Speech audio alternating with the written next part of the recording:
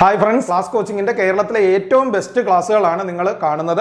And today I am going to solve test paper solutions. നമ്മുടെ weekly ക്ലാസ്സുകളിൽ നമ്മൾ നടത്തുന്ന ടെസ്റ്റ് പേപ്പറിൽ ലൈവ് ക്ലാസ്സിൽ നടത്തുന്ന ടെസ്റ്റ് പേപ്പറിന്റെ സൊല്യൂഷൻ ആണ് നിങ്ങൾ കാണുന്നത്. നിങ്ങൾക്ക് നമ്മുടെ ഫുൾ പ്രോഗ്രാമിലേക്ക് ജോയിൻ ചെയ്യാനായിട്ട് ഡിസ്ക്രിപ്ഷനിൽ പോയിട്ട് ഫോൺ നമ്പർ എടുക്കാം. നമ്മുടെ യൂട്യൂബ് ചാനൽ സബ്സ്ക്രൈബ് ചെയ്യാം. അതുപോലെ തന്നെ ടെലിഗ്രാം ചാനലിൽ ജോയിൻ ചെയ്തിട്ട് നിങ്ങൾക്ക് ഫ്രീ പ്രിപ്പറേഷൻ അറ്റൻഡ് ചെയ്യാം.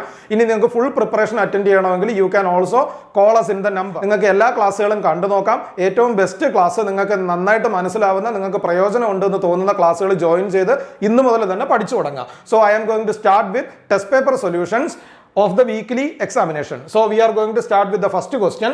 First question, an electric heater draws 3.5 amperes. An electric heater draws 3.5 amperes from a 110 volt source.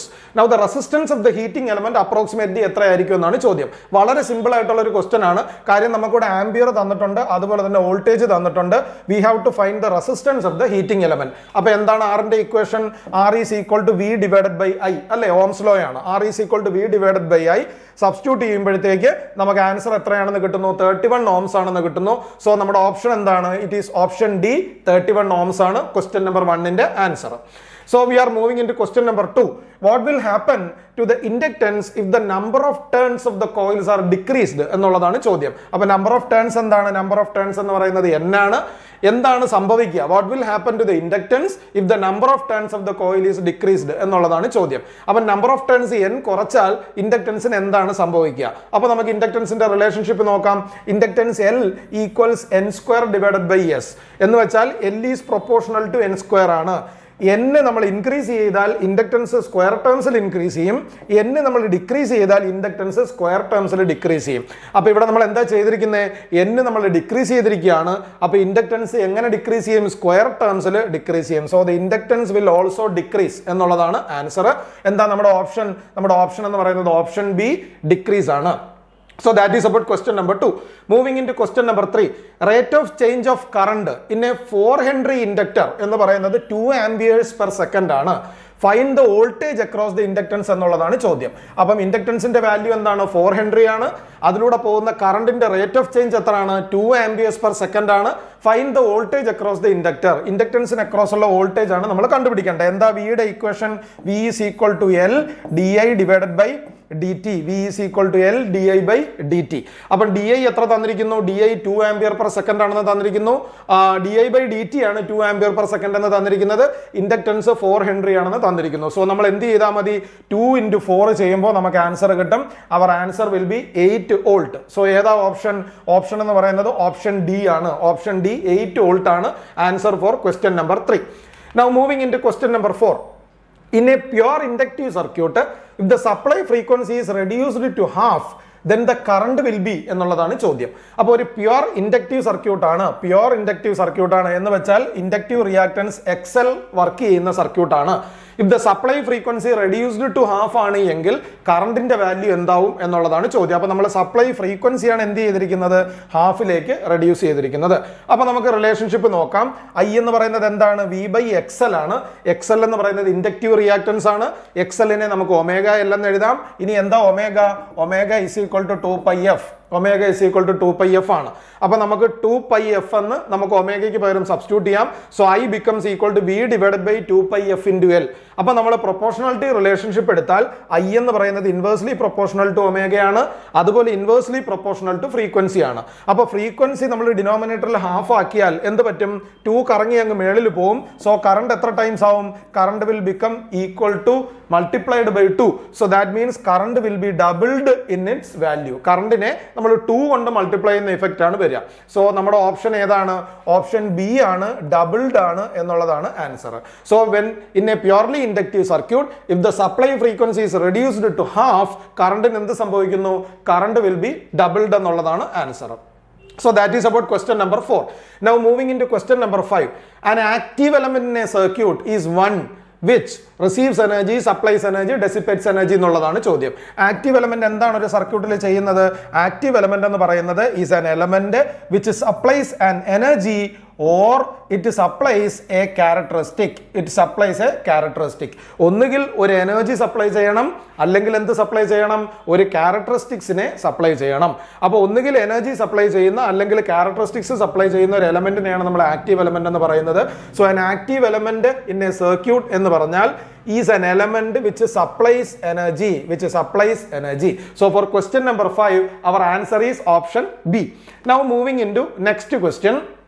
If two capacitances C1 and C2 are connected in parallel, then the equivalent capacitance is given by എന്നുള്ളതാണ് ചോദ്യം. അപ്പോൾ C1 ഉം C2 ഉം capacitances parallel ആയിട്ട് connect ചെയ്തിരിക്കുന്നു. ഇതെല്ലാം ഞാൻ direct ക്ലാസ്സുകളിൽ പറഞ്ഞു തന്നിട്ടുള്ള റിഡക്ഷനുകളാണ്. രണ്ട് കപ്പാസിറ്റേഴ്സ് പാരലൽ ആണെങ്കിൽ വെറുതെ ആഡ് ചെയ്താൽ മതി. So C1 plus C2 will be the answer. Option C, C1 plus C2 ആണ് നമ്മുടെ answer. Because capacitances C1 and C2 are connected in parallel. അതുകൊണ്ട് equivalent sub capacitance will be the sum. So ആറാമത്തെ ക്വസ്റ്റ്യന്റെ answer എന്ന് പറയുന്നത് option C ആണ്. So it is option C. Now moving into question number 7. A linear circuit is one whose parameters, അപ്പോൾ linear സർക്യൂട്ടിൽ അതിന്റെ parameters എന്തായിരിക്കും, will be constant with respect to variation of other parameter, അല്ലെ? Constant relationship ആയിരിക്കും നമുക്ക് എവിടെ വരുന്നത്, ഒരു ലീനിയർ സർക്യൂട്ടിൽ വരുന്നത്. So a linear circuit is one whose parameters do not change with voltage and current will be the answer. Do not change with voltage and current. So for question number 7 കറണ്ടിനോ വോൾട്ടേജിനോ അനുസരിച്ചിട്ട് എന്ത് change ചെയ്യില്ല, linear സർക്യൂട്ടിന്റെ parameters change ചെയ്യില്ല. The proportionality will be a constant. എപ്പോഴും അത് എന്തായിരിക്കും, ഒരു കോൺസ്റ്റന്റ് പ്രൊപ്പോർഷണാലിറ്റി ആയിരിക്കും കീപ്പ് ചെയ്യുക. So for question number 7 we will go with option A. Now moving into question number 8. For the circuit shown below, find the resistance between the points P and Q. Find the resistance between the points P and Q. P-നും Q-നും across ഉള്ള resistance കണ്ടുപിടിക്കണം. അപ്പോൾ ഇത് എങ്ങനെ reduce ചെയ്യാം എന്നുള്ളതിന്റെ technique ഞാൻ നിങ്ങൾക്ക് ഓൾറെഡി ക്ലാസ്സുകളിൽ പറഞ്ഞു തന്നിട്ടുണ്ട്. ഇവിടെ നിങ്ങൾ നോക്കിക്കേ, ഈ 1ഉം 1ഉം സീരീസ് ആണ്. അപ്പോൾ 1ഉം 1ഉം കൂടെ എത്രയാവും, 1ഉം 1ഉം കൂടെ 2 ഓം ആവും. 2 ഓം പാരലൽ വരും. അപ്പോൾ അത് എത്ര ഓം ആവും, 1 ഓം ആവും. ഈ 1ഉം 1ഉം കൂടെ സീരീസ് ആണ്, അത് എത്ര ഓം ആവും, 2 ഓം ആവും. ഈ 2ഉം 2ഉം കൂടെ പാരലൽ ആണ്, ആൻസർ വിൽ ബി 1 ഓം. ഒന്നും കൂടി ഞാൻ പറയാം, ശ്രദ്ധിച്ചു നോക്കിക്കേ. ഈ രണ്ട് റെസിസ്റ്റൻസസ് സീരീസ് ആണ്, 1 and 1 in series. So 1 + 1 R equivalent എന്ന് പറയുന്നത് 2 ആണ്. ആ 2ഉം ഈ 2ഉം കൂടെ പാരലലിൽ വരുന്നു. So 2 parallel 2 equal resistors in parallel. എന്താണ് ആൻസർ, ഹാഫ് ആണ് answer. So 2 parallel 2 answer will be equal to 1. ഇനി അപ്പോൾ ഈ 1ഉം കൂടെ സീരീസിൽ വരുന്നു. 1 + 1 2 അല്ലേ, 2 parallel 2 again. So answer will be equal to 1. When it is 2 parallel 2, then the answer will be equal to 1. So what is our answer for question number 8? For question number 8 we will go with R equivalent equal to 1 ohm, which is option B. So അപ്പോൾ option B ആണ് എന്തിന്റെ answer. നമുക്ക് ഇത്രയും വലിയ solution ഒന്നും നമുക്ക് ആവശ്യമില്ല. നമുക്കത് ടെക്നിക്കലി എങ്ങനെയാണ് സോൾവ് ചെയ്യുന്നത്, ആ ക്വസ്റ്റ്യൻ കണ്ടാൽ തന്നെ അതെങ്ങനെയാണ് സോൾവ് ചെയ്യാൻ പറ്റുന്നതെന്ന് നമുക്ക് ഓൾറെഡി അറിയാം. ബിക്കോസ് നിങ്ങൾ എല്ലാവരും ഓൾറെഡി എൻ്റെ ബേസിക് ക്ലാസ്സുകൾ അറ്റൻഡ് ചെയ്തിട്ടുള്ളവരാണ്. അപ്പോൾ ഇനി question number 9. If 750 microfarad is flowing through 11 kilo ohm, 750 microfarad current 11 kilo ohm റെസിസ്റ്റൻസിൽ കൂടെ പോകുന്നുണ്ട് എങ്കിൽ what is the voltage drop across the resistance എന്നുള്ളതാണ് ചോദ്യം. അപ്പോൾ നമുക്ക് വോൾട്ടേജ് ഡ്രോപ്പ് വി അല്ലേ വേണ്ട. വി എന്ന് പറയുന്നത് എന്താണ്, V is equal to I × R അല്ലേ. I എത്ര തന്നിരിക്കുന്നു, 750 മൈക്രോ ആംപിയർ. R എത്ര തന്നിരിക്കുന്നു, 11 കിലോ ഓം തന്നിരിക്കുന്നു. രണ്ടും കൂടെ മൾട്ടിപ്ലൈ ചെയ്താൽ മതി. So when you are going to multiply V is equal to I × R, your answer is going to be 8.25 volt എന്ന് നമുക്ക് കിട്ടും. അപ്പോൾ ഏതാ option for question number 9? Our answer is option B, 8.25 volt. Now moving into the next question, which is question number 10. A primary cell has an EMF of 1.5 volt. ഒരു primary സെല്ലിന്റെ EMF എത്രയാണ്, 1.5 volt ആണ്. When a short circuit is applied, it gives a current of 3 ampere. നമ്മളൊരു short circuit apply ചെയ്തപ്പോൾ അത് എത്ര current തരുന്നു, 3 ampere തരുന്നു. ഇന്റേണൽ റെസിസ്റ്റൻസ് എത്രയാണെന്നാണ് ചോദ്യം. So what is internal resistance? Resistance is always V divided by I, or V is equal to I × R. അപ്പോൾ voltage അവർ തന്നിരിക്കുന്നു, കറണ്ട് തന്നിരിക്കുന്നു, ഇന്റേണൽ റെസിസ്റ്റൻസ് എത്രയാണെന്നാണ് നമുക്ക് കണ്ടുപിടിക്കേണ്ടത്. So what is the value of our R? R is equal to volt 1.5 divided by the short circuit current 3 ampere and our resistance is obtained as 0.5 ohm. So this is answer to question number 10. അപ്പോൾ ഇത്രയും കാര്യങ്ങളാണ് ഈ ഒരു test പേപ്പറിൽ വരുന്നത്. അപ്പോൾ നമ്മൾ question number 1 മുതൽ ക്വസ്റ്റ്യൻ നമ്പർ 10 വരെയുള്ള ക്വസ്റ്റ്യൻസ് സോൾവ് ചെയ്തിട്ടുണ്ട്. എല്ലാത്തിൻ്റെയും ഡിസ്ക്രിപ്റ്റീവ് ആയിട്ടുള്ള ആൻസേഴ്സ് ഞാൻ നിങ്ങൾക്ക് തന്നിട്ടുണ്ട്. 1 മിനിറ്റിന് താഴെയാണ് നമുക്ക് ക്വസ്റ്റ്യൻസ് സോൾവ് ചെയ്ത് ഫിനിഷ് ചെയ്യേണ്ടത്. അപ്പോൾ ഞാൻ ആ പേസിൽ അത് സോൾവ് ചെയ്യാനുള്ള ഒരു കാരണം നിങ്ങൾ എല്ലാവരും ആ ഒരു പേസ് പിക്കപ്പ് ചെയ്ത് പെട്ടെന്ന് കയറി വന്ന് ഒരൊറ്റ ക്വസ്റ്റ്യൻ പോലും തെറ്റാതെ നിങ്ങൾ കറക്റ്റായിട്ട് ആൻസേഴ്സ് എടുക്കുന്ന ലെവലിലേക്ക് നിങ്ങൾ റേസ് ചെയ്ത് വരാൻ വേണ്ടിയിട്ടാണ് ഞാൻ അതേ പേസിൽ തന്നെ ക്വസ്റ്റ്യൻസിൻ്റെ സൊല്യൂഷൻസ് ചെയ്യുന്നത്. അപ്പോൾ ഒരുപാട് സ്ലഗ്ഗിഷ് ആയിട്ട് ലാഗിങ് ആയിട്ടുള്ള ക്ലാസ്സുകൾ നിങ്ങൾ അറ്റൻഡ് ചെയ്താൽ അങ്ങനെ ലാഗിങ് ആയിട്ട് തന്നെ നിങ്ങളും നിങ്ങളുടെ എക്സാമുകൾ എഴുതുകയുള്ളൂ.